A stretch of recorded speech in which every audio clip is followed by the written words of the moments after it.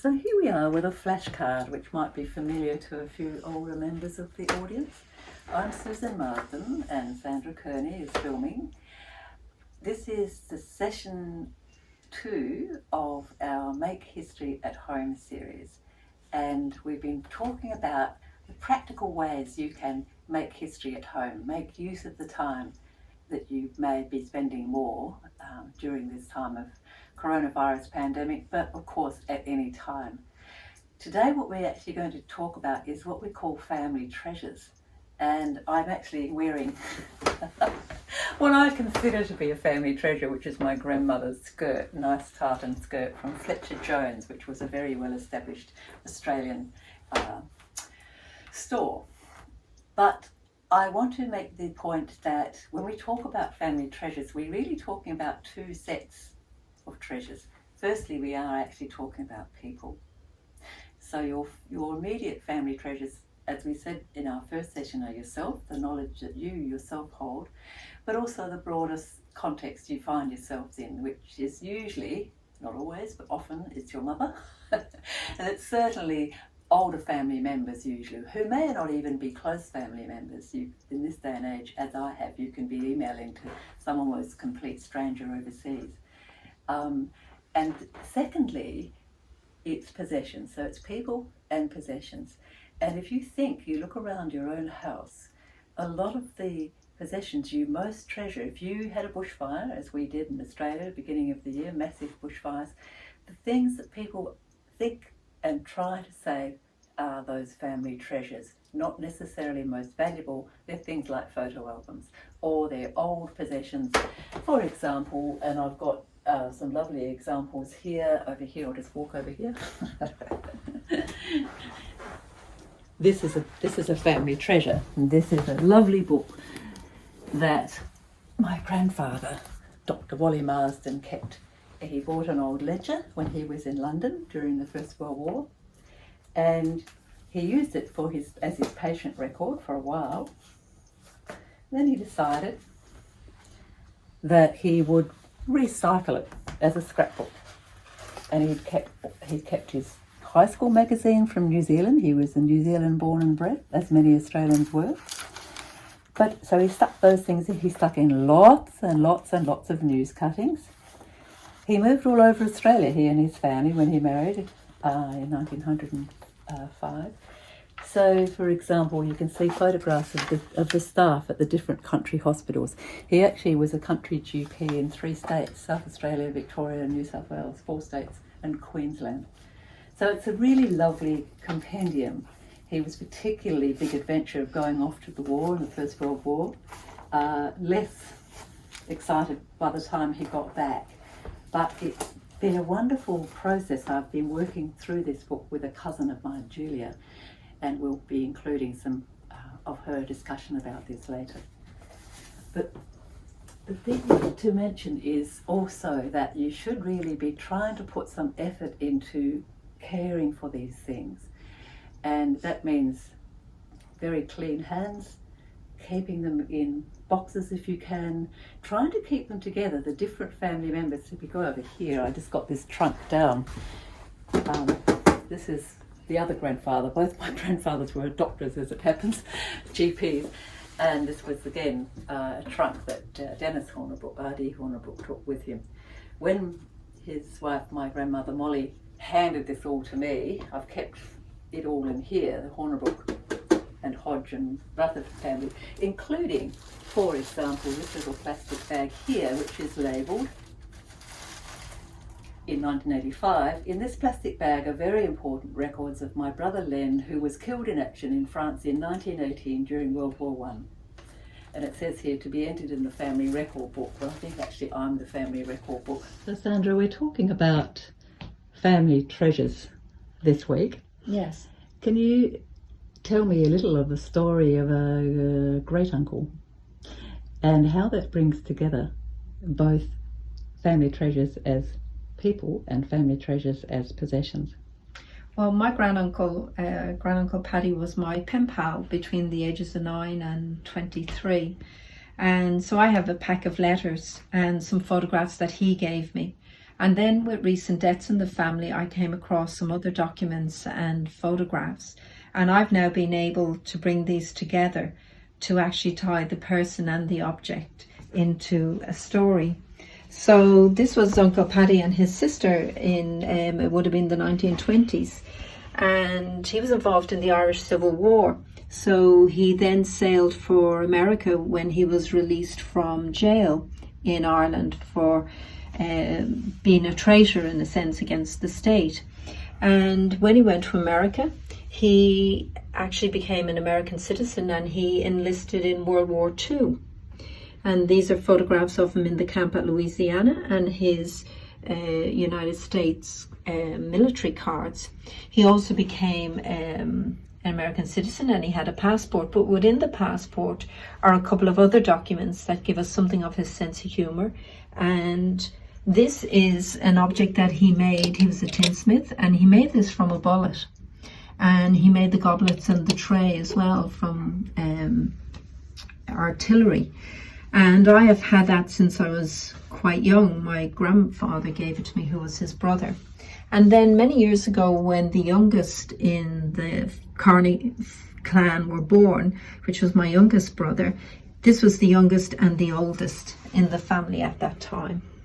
So together they tell a story, and I realise in Make History at Home sessions that really I'm the thread that pulls these all together. So it's very important that I create a table and I create documents and I actually link this so somebody else will also know the story and it's not dependent on me. It is very important, yeah. I agree. And I think that's a nice illustration of how over the years you might collect documents, original documents, which of course you should treat as archival documents. Yeah, and I have quite a lot more. Yeah. These are just a sample, but I have from childhood collected little pieces, and now I have family have given me other pieces to tell a story of one particular individual within our family.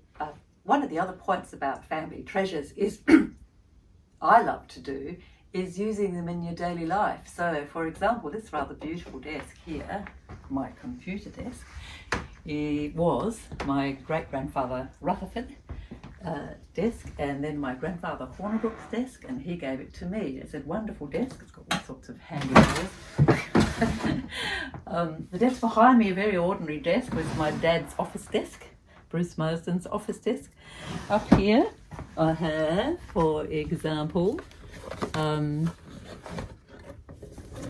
part of the thing, birthday books, wonderful birthday books, a great family treasure. So right through the past, it's something that I have adopted a habit myself, which is not only to put the person's birthday in, but the year of their birth. And always put your notes of explanation just on a piece of paper in the front. Seems to be a member of the family, usually an aunt, and then subsequently often a historian who ends up with family papers. And often, as in the case of Robert Martin, another historian of my acquaintance, he has also ended up with papers and with the small tin receptacle. Hi, I'm Robert Martin, and what I have here is a tin of documents and photographs which were collected by my late aunt, Gladys Wandenberg. I'm currently their custodian, and I'm using them in a historical project that I work on, which is focusing on the soldier settlers at a place called Wall Flat near Mannum on the River Murray. It was actually the very first soldier settlement in South Australia. There's a huge collection of, this is only a small part of my aunt's collection. There are suitcases of materials, and this tin alone contains a great deal of material, very tiny photographs from the English background of the family. My grandfather, who was a soldier settler, was originally a migrant from England. So this is a hermit for my grandfather, my paternal grandfather, Joseph Martin. to occupy a soldier settlers block at Salisbury. Where was that? Salisbury. This was in the 1920s. Just north of Adelaide. Yes, the Salisbury, just north of Adelaide. He was there for only about 4 years, and he failed, as about half of the soldier settlers did after World War One.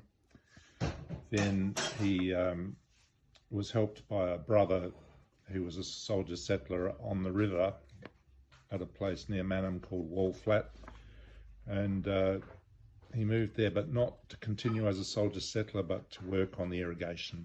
Ah, and so that's what you've also got on your tin here? I don't have any records of him working on the irrigation as such, but that's how my family came to be at the little community. What was it called? Wall Flat. That's where I grew up. So. When I was discussing with students the current issues of immigration to Australia, I always throw into the conversation that I'm descended on both sides from illegal immigrants. My paternal grandfather here, Joe Martin, deserted from the British Army and was smuggled by a sympathetic sea captain to South Australia. When the ship arrived at Port Adelaide, he leapt over the side with his brother, who was in a similar situation, and they swam ashore. On my mother's side, there was a German-Danish ancestor who jumped ship at Port Adelaide in the 1860s and married a Port Adelaide girl, and then went farming in the mid-north. So we're talking about family treasures and some of the nuts and bolts of doing this, because it can seem a bit daunting, and I should warn you, if you actually want to start on a full-scale family history, you should probably start when you're 10, because you won't be finishing much before 110. So it's an all-engrossing, thoroughly enjoyable exercise. Talking again about family treasures and illustrating them from photographs we've put on Instagram. Firstly, I'm talking about family treasures from the point of view of a person, a living family treasure. And this photograph I've posted, in fact, I'm the family treasure, and I have been interested in family and collecting family history for a very long time, especially oral histories and photographs. And I'm standing in front of a house identified by earlier family treasures as a house built by, in fact, a great-great-grandparents of mine, Hornabrooks, in Adelaide. It's called Eothen. It's a very big house. Needless to say, we don't live in quite such a large house now. The second thing to say about family treasures is about the fact that they're possessions, or a house, a place. It may be a place, it may be a possession, it may be a photograph album.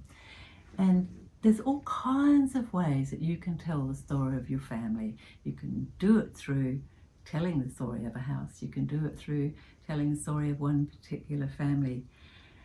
Family treasures, we all know our family treasures. Here, for example, a friend posted a photograph of his beloved Nonna. Now, this is a treasure in two senses of the word. It's his framed photograph that he has on his wall, caught my eye, in fact, and it's his Nonna herself, who was much loved by the family. You can also have family treasures which are possessions, and sometimes it can be something that every member of the family recognises as being a family treasure. And often, for example, in many families, it's a family Bible. And one of the traditions for many families, in European families, and I dare say in other families elsewhere around the world, is that the records of the family were kept in the book itself. There's even a special spot in this particular family Bible that was the Hawke family of my paternal grandmother's family. See how they've kept records of births, marriages and deaths dating from 1828 in the case of the original Hawke ancestor who migrated, right through to myself and my siblings, who were the youngest great-great-great-grandchildren. The other way of talking about it is that people maybe think of early on is to prepare a family tree. That's something that people often do and is all absorbing, and if you're really lucky, as in the case of Kathy here, someone's already done it. And she's smiling with great pleasure about this.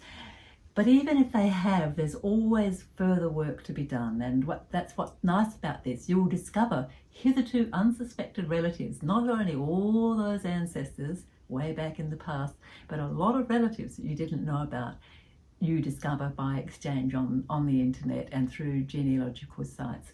And it's a great collaboration, even if you're completely on your own, that you can take part in. And finishing up on that, of course, is that you can